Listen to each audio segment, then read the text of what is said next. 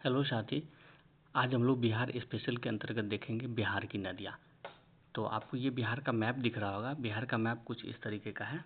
ठीक, मैं एक बार ड्रॉ कर दे रहा हूँ। तो इस तरीके का आपको मैप दिख रहा होगा। इसको एक नदी है जो लगभग 2 बराबर भागों में बांटते हुए बीच से गुजरती है। वो कौन सी नदी है? तो गंगा नदी है। ठीक, और गंगा नदी के बाएं साइड से बोल सकते हैं ये सारी नदियाँ आके मिलती है, या उत्तर से आने वाली नदियाँ, ठीक, जो गंगा में मिलती है, या फिर हिमालय से आने वाली नदियाँ या नेपाल से आने वाली नदियाँ जो गंगा में मिलती है। तो किधर से मिलती है? उत्तर की तरफ से। और कुछ नदियाँ हैं जो दक्षिण की तरफ से आके मिलती है गंगा में, इस तरीके से, जो जिसको हम बोल सकते हैं कि दाईं तरफ से आके मिलने वाली नदियाँ, क्योंकि गंगा नदी का बहाव जो है वो इस तरीके का है। ठीक, तो इसके बाएं तरफ से ये हो गया और ये दाएं तरफ से, या इसको ये हो गया आपको नॉर्थ तरफ नॉर्थ, और ये हो गया साउथ। ठीक, तो इसमें स्टार्ट करते हैं। तो देखिए गंगा नदी की जो कुल लंबाई है बिहार में कितना है? 445 किलोमीटर। और कहाँ पे ये प्रवेश करती है बिहार में? तो ये प्रवेश करती है छपरा में। ठीक है, उसके बाद जो इसमें एक नदी आके मिलती है जिसका नाम है घाघरा नदी। तो घाघरा नदी को यूपी में क्या बोला जाता है? सरयू नदी बोला जाता है। और ये प्रवेश कहाँ पे करती है? ये प्रवेश करती है सिवान में आके बिहार में प्रवेश करती है। ठीक, उसके बाद एक नदी है जो बिहार और यूपी के साथ सीमा का भी निर्माण करती है। ठीक है, यहाँ पे आप देखेंगे। उसके बाद एक नदी है गंडक नदी। तो गंडक नदी बिहार में कहाँ पे प्रवेश करती है?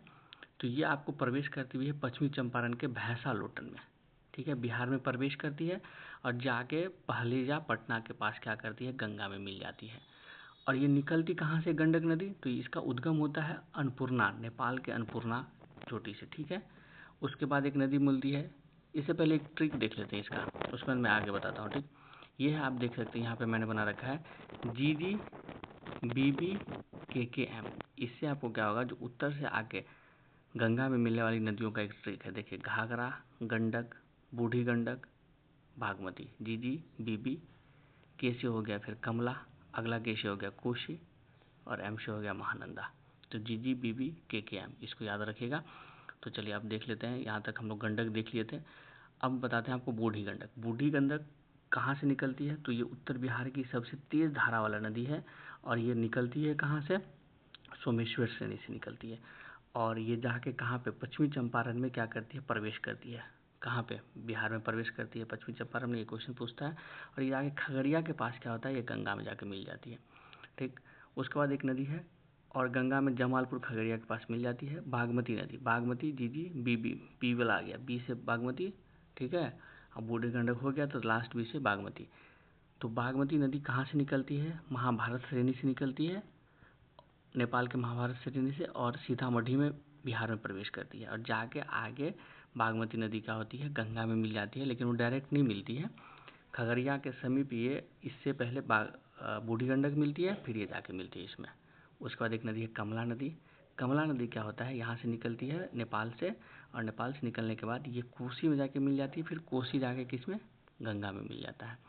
ठीक, कोसी नदी ये कहाँ से निकलती है? तो गोसाई धाम से निकलती है, और ये 7 धाराओं में निकलती है। ठीक है, इस तरीके से 7 धाराओं में निकल के बिहार में आके और प्रवेश करती है, और फिर जाके गंगा में मिल जाती है। इसलिए इसको कई धाराओं से निकलती है, और ये अपना मार्ग बार बार बदलती रहती है, इसलिए इसको बिहार का शोक भी बोला जाता है, कोसी नदी को।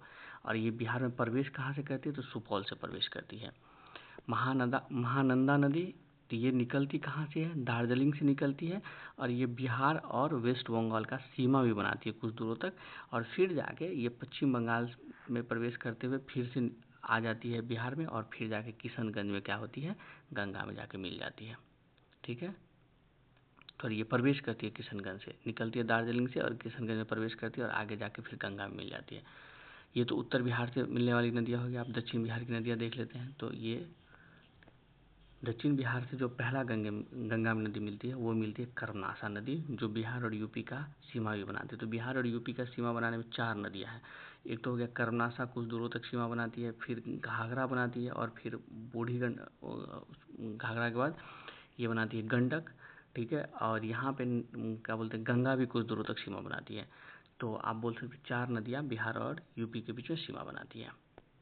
ठीक, तो कर्मनाशा नदी है। कर्मनाशा नदी जो है चौसा के पास गंगा में मिल जाती है। कहाँ पे मिलती है? तो चौसा के पास जाके गंगा में मिल जाती है। और इसका उद्गम कहाँ से होता है? कैमूर से होता है, ठीक है। उसके बाद है सोन नदी। ये सोन नदी निकलती है एमपी के अमरकंटक से, और मनेर पटना के पास जाके क्या होता है, ये महत्वपूर्ण नदी है और जाके मिल जाती है यहाँ पे पटना मनेर के पास। पुनपुन एक नदी है, ठीक है। उसका उद्गम कहाँ से होता है? झारखंड पलामू से होता है, और फतुहा पटना के पास जाके पुनपुन मिल जाती है, ठीक है। फिर फल्गु नदी है। फल्गु नदी जो है इसी को बोला जाता है आपको कौन सा नदी? तो इसमें एक नदी आके मिलती है मुहाने। मुहाने नदी मिलती है, उसके बाद ये फल्गु कहलाता है, ठीक है। और फल्गु नदी जाके मिल जाती है गंगा में आगे चल के, ठीक है। गंगा फल्गु नदी के किनारे ही महात्मा बुद्ध को ज्ञान की प्राप्ति हुई थी, ठीक है। नेक्स्ट है सकरी नदी और क्यूल नदी। तो ये निकलती है झारखंड के गिरिडीह से और जाके गंगा में मिलती है। फिर एक अजय है जो निकलती है झारखंड से, लेकिन जाके मिल जाती है कहाँ पे? तो ये मिल जाता है आपको वेस्ट बंगाल में, जाके गंगा में मिलती है अजय, ठीक है। इसी को याद रखिएगा। अजय बार बार पूछ देता है कि अजय नदी निकलती है आपको झारखंड से, और लेकिन जाके वेस्ट बंगाल में जाके मिलती है। बिहार में पहले प्रवेश करती है और फिर जाके इसका मिलन जो होता है अजय का, वो होता है आपको पश्चिम बंगाल में जाके, ठीक है।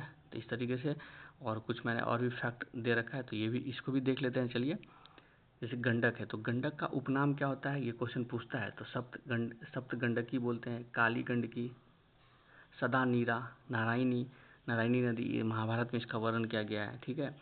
बिहार में ये 260 किलोमीटर बहती है, और इसमें दो नहर है, पूर्वी त्रिवेणी नहर और पश्चिमी त्रिवेणी नहर, ठीक है। पश्चिमी त्रिवेणी नहर जो है, आप ऐसे करके यहाँ देखेंगे, ये जो गंडक नदी है, तो पश्चिमी त्रिवेणी नहर ये पूर्वी हो गया इस साइड, ये पश्चिमी हो गया। तो पश्चिमी से क्या होता है, बिहार को भी, बिहार का इस एरिया को भी जल मिलता है, और यूपी के एरिया को भी मिलता है, और फिर नेपाल का जो तराई एरिया है उसको भी यहाँ से जल मिलता है पश्चिमी नहर से, और पूर्वी नहर से पूरा बिहार को जल मिलता है, ठीक है।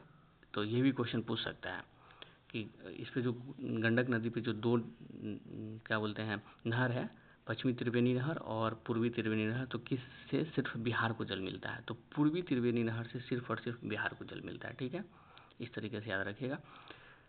बूढ़ी गंडक है, तो बूढ़ी गंडक की कुल लंबाई कितनी है? 320 किलोमीटर है, और ये महाभारत से निकलती है और सीतामढ़ी में प्रवेश करती है, पहले ही बता दिया था। और बेगूसराय के आसपास जाके ये गंगा में मिल जाती है। कोसी नदी का उद्गम कहाँ से होता है? गोसाई धाम से होता है। ये सुपौल में प्रवेश करती है और कटिहार में जाके गंगा के आसपास मिल जाता है। और कुल कितना बहती है बिहार में? तो 720 किलोमीटर, सॉरी इसकी कुल लंबाई है, लेकिन बिहार में इसका कितना है? ये 260 किलोमीटर है बिहार में, ठीक है। और इसका सहायक नदी कौन सा है? देखते हैं। कमला मैंने बताया था कोसी में जाके पहले मिलती है, तो कमला है, भूथी बलान है, बागमती है। तो बागमती भी इसकी सहायक है, किसकी? कोसी की। महानंदा नदी है, तो महानंदा नदी का उद्गम कहाँ है? दार्जिलिंग में, मैंने बता दिया था। प्रवेश किशनगंज में करती है और गंगा में जाके वेस्ट बंगाल के मणि ये जाके गंगा में मिलती है, और भारत में जो प्रवेश करती है वो किशनगंज में करती है। कमला नदी प्रवेश कहाँ करती है? जयनगर में प्रवेश करती है, और इसका जो मिलान होता है वो कटिहार के समीप किस में जाके मिल जाती है? तो ये जाके कटिहार के समीप मिलती है, डायरेक्ट गंगा में नहीं मिलती है, ये मिलती है कोसी में। तो ये आपको सारा नदी था, बिहार का नदी। तो अगर आपको वीडियो अच्छा लगे तो वीडियो को लाइक कीजिएगा और चैनल को सब्सक्राइब कीजिएगा। थैंक यू दोस्तों।